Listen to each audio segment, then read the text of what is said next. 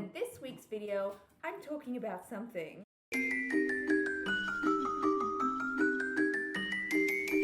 Hi everyone and welcome back to my channel. My name is Tara East. I'm a writer, blogger, YouTuber, and the author of the mystery novel Every Time He Dies. So for the whole month of October, I'm dressing up in costume for these videos, and I'm going to have this Halloween display in the background. If you are new to this channel, that's what's going on. But in today's video, I want to talk about whether reading is the same as social media. Recently, my partner and I have been having an argument about this. So for the past several months, I have, with various levels of dedication, attempted to pick up a book whenever I am tempted to ordinarily pick up my phone. Sorry, my puppy's in the room and she's trying to get my attention. So times when I ordinarily reach for my phone is when I'm with another person and they reach for their phone, when I'm waiting for the kettle to boil, when I'm waiting for my partner to finish getting ready, while I'm uploading a video to YouTube, or basically any of those weird gaps in time between things, tasks, and activities. So in all of these circumstances, I've attempted to pick up my book instead of my phone.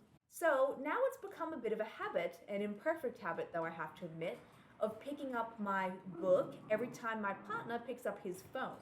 And then one night, while we were preparing to have a late dinner and watch an episode of Sandman, which is excellent by the way, my partner went to pick up their phone and they started scrolling, and I was like, no, do not do that. I do not want to lead you down an Instagram wormhole for 20 minutes. There's nothing on there. There's nothing worth seeing.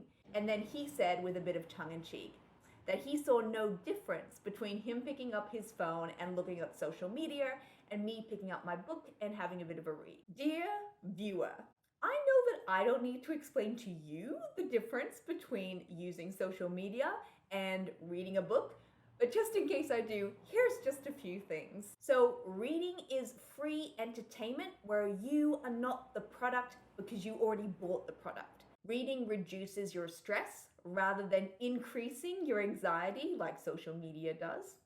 It increases your vocabulary and hopefully absolves you of saying stupid things like, I'm so here for it, or rate it, or unforch, which apparently is short for unfortunately.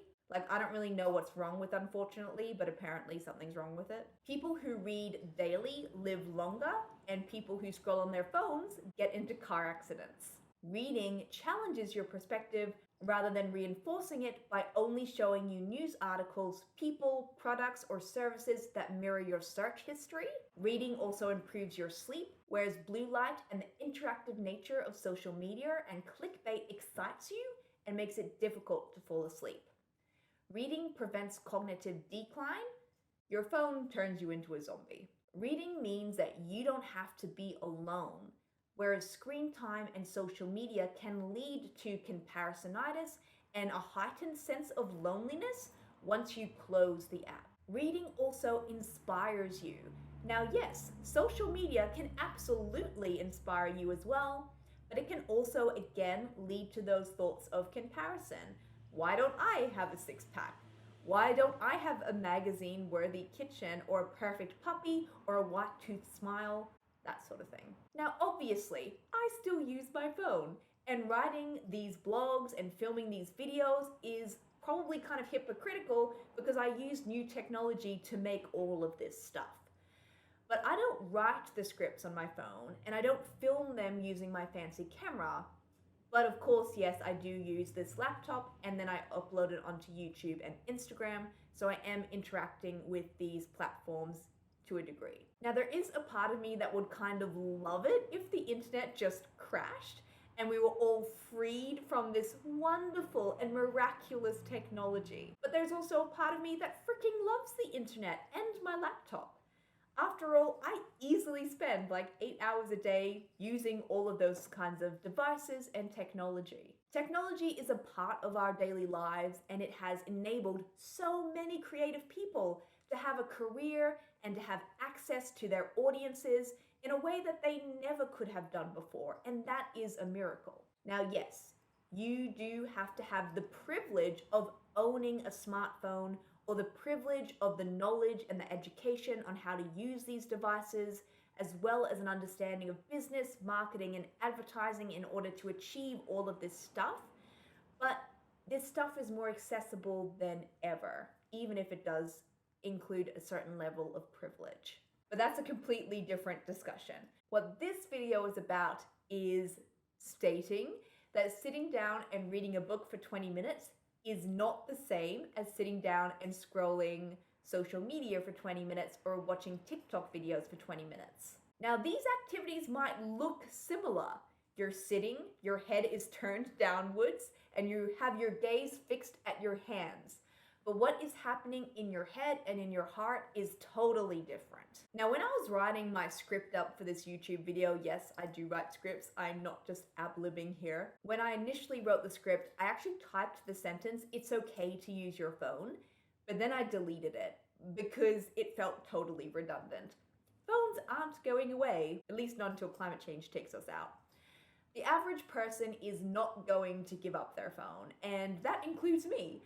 So instead, what I'm going to say is, it's okay to pick up a book. You won't miss out on anything by choosing to read a book instead. FOMO, in many ways, is also kind of baffling because once something's on the internet, that content exists forever.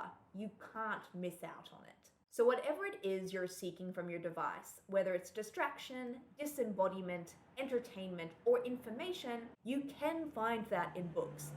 And often it will be better. Now, I'd love to hear from you. What do you think on this stance? Please leave a comment below and tell me all about it. Now, if you'd like even more writing advice, you can of course check out the other videos on this channel, or you can go to taraeast.com and dive into the archives. While you're there, please consider joining my email newsletter. When you do, I'll send you a free gift, plus you'll receive a newsletter in your inbox every single Thursday morning, including a note by me, links to that week's blog and video, as well as some resources that I only share via email. Thank you so much for watching this video. I hope you're having a fantastic October and that your Halloween prep is going well. Now go and do some writing because the world actually does need more books.